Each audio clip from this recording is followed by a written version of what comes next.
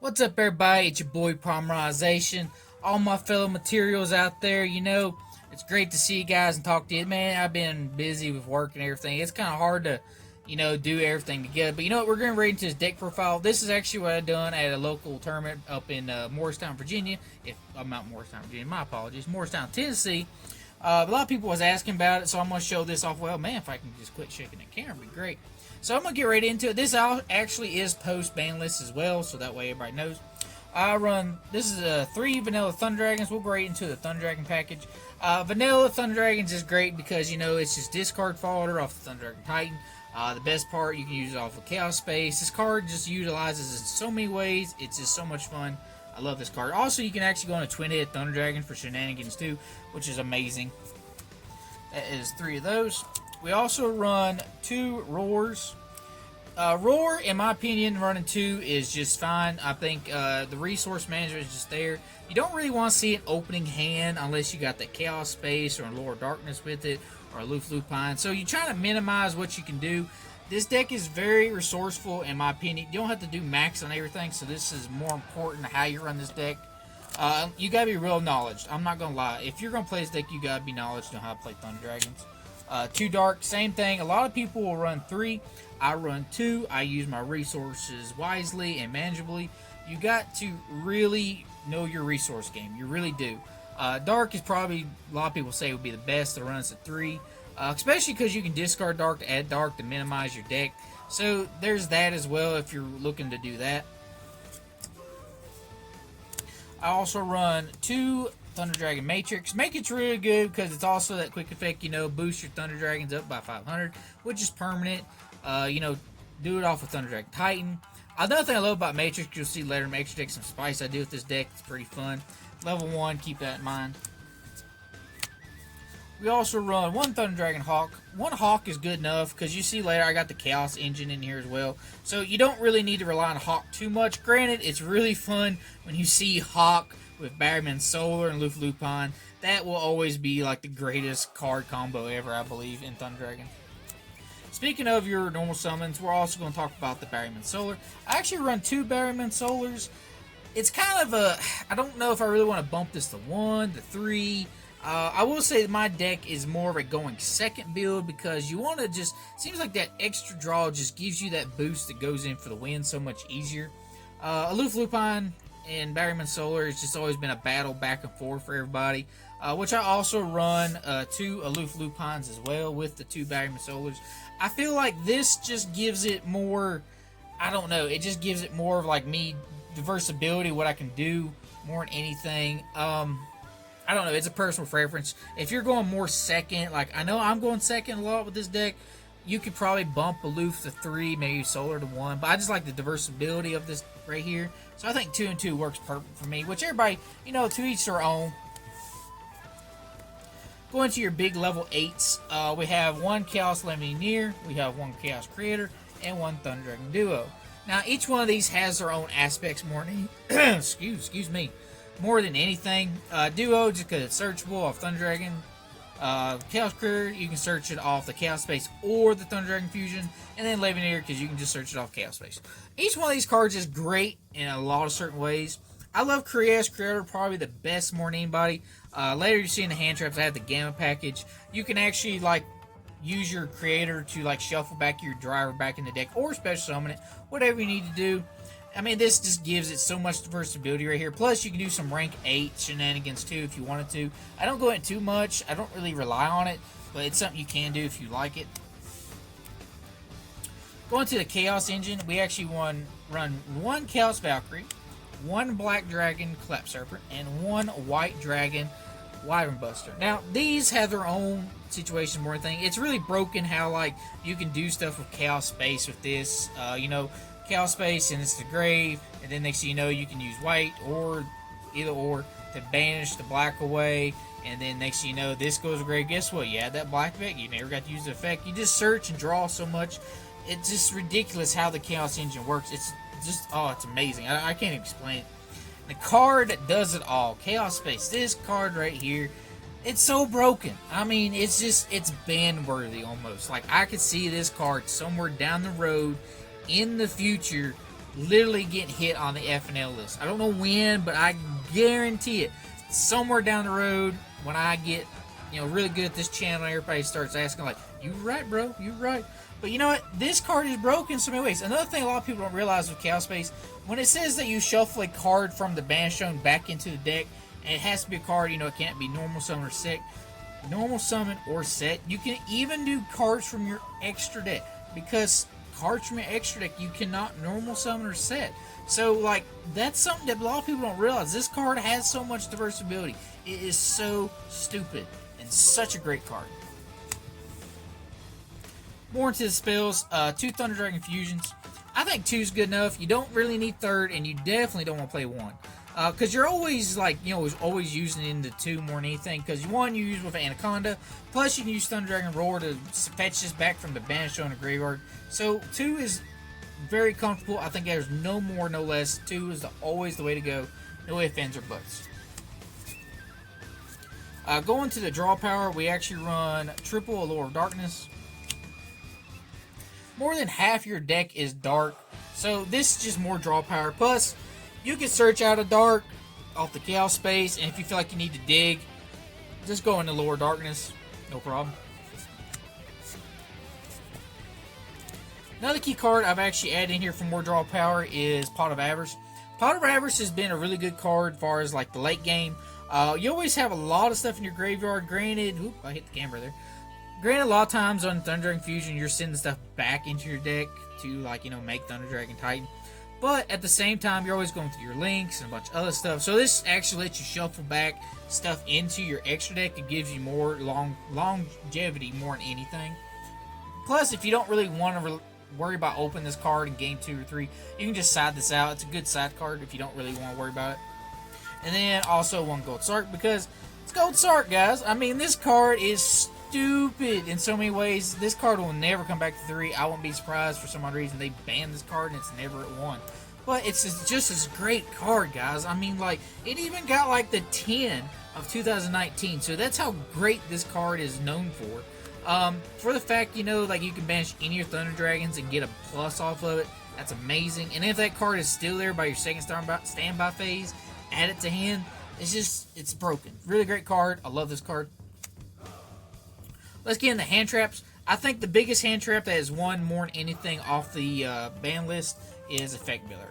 So I'm running 3 Effect Veilers. Effect Veiler is essentially stronger than ever now because you ain't got to worry about Call by Grave. You can literally just stop your opponent in their tracks so easily with this card. If you don't have Effect Veilers, you can do Ghost Ogres. You can do some other small stuff like DD Crows. Because, granted, after seeing this video, you'll know it's not a budget build. Another hand trap I run of, I lost a card there, is 3 Ash Blossoms. Ash Blossom will always stand to the test time as one of those hand traps that's always in every meta, every deck. I mean, it's just a great card. It just says no when your opponent adds, most of the time from the deck to the hand, or special ones from the deck. It's kind of just one of those cards. Every once in a while, you might use it more just to, stop your opponent from sending something from the deck to graveyard, especially with Orchist and other decks like that. Another great card I run the Gamma package more than anything. I think Gamma, a lot of people are on the fence about this card. I love Gamma just for the fact that, I can say no, negate. Even when you had Call by the Grave at 3, this was a good card to get around that. But I still think this card is great. If you actually Gamma on your turn to negate something your opponent has done a hand trap or anything of such, this card right here, when you resolve it on your turn, this is automatic win. Every time, I kid you not, every time I do this on my turn with Gamma, it's an automatic win. And when I was talking about earlier about Chaos Creator, even if you do this on your opponent's turn and these are banished, if you can put Chaos Creator on the field and literally these 2 and then another card you can shuffle back in your deck, or even just special summon this, because this is a pretty good big guy. I mean, he's 2,500. So, I mean, it works in so many ways. And the last hand trap is Infinite Permanence. I love Infinite Permanence. I mean, this card will always be my most favorite trusted card more than anything. I run it in everything. It doesn't matter what deck I'm playing, I will run Infinite Permanence in all my decks. This card, is just amazing. It keeps going up in value. I mean, this card is just great. I mean, if you can't get these, Effect Veiler is a good option, and you can just add on to your own hand traps. But Yeah, it's infinite permanence, man. I can't say much about that card. Let's go into the extra deck. Now, the extra deck is pretty tight. You could change a few things if you wanted to. I'll tell you which ones you could change or ones you could substitute for. I run Anima and Link Kuriboh as my one-ofs because you got your Effect Veiler and you got your Matrix. It's so funny. I've done it to my opponents a bunch of times just to bait on negate or just kind of like mess my opponent up really in general. I'll just put like a Matrix on the board, normal summon, or a Effect Veiler, go into Relinquish Anima, and even if they don't do nothing, I can just suck it up and go, which is pretty funny. I'm not really going to worry about showing my side deck, but I use like the Thunder King guy of the Kaijus, so you can actually put that in front where Anima will go, suck it up, and you just got a big body, which is really broken and really cool, I think. One Verte Anaconda. Anaconda, if you haven't noticed, I'm not running Dragoon. I don't really want to have that too many bricks in my deck more than anything. So I think Anaconda is just great the way it is. I could always go into my Thunder Dragon Fusion a lot of times, so this card is still really great. On Cross Sheep. Cross Sheep's really good if you want to extend your board and you got great combo pieces going. You can really extend. It's great if you want to go into Appaloosa, make some bigger negate boards. Or, you know, if you want to link climb into something much bigger, whether it be other stuff in this extra deck, have Boral Sword and everything like that. Really great card. Granted, you just got to watch out for hand traps. It will get you sometimes. You just got to know your opponent and how they play. Like, if you've figured out what they use, still a beautiful card, though. One IP Masquerena. I love Masquerena. This is actually, you know, the original, not the secret rare that got reprinted. But I love IP. IP is one of those cards I feel like it's going to stand the test of time. I feel like this is going to be one of those cards, like, if you don't have one, you need to have one and keep it forever. IP is going to be one of those things where it's in every extra deck, I do believe, in my honest opinion. Speaking of IP, I think Nightmare Unicorn. If you have an IP, you're always going to have Unicorn. Unicorn's just a standard package, I feel like, with IP.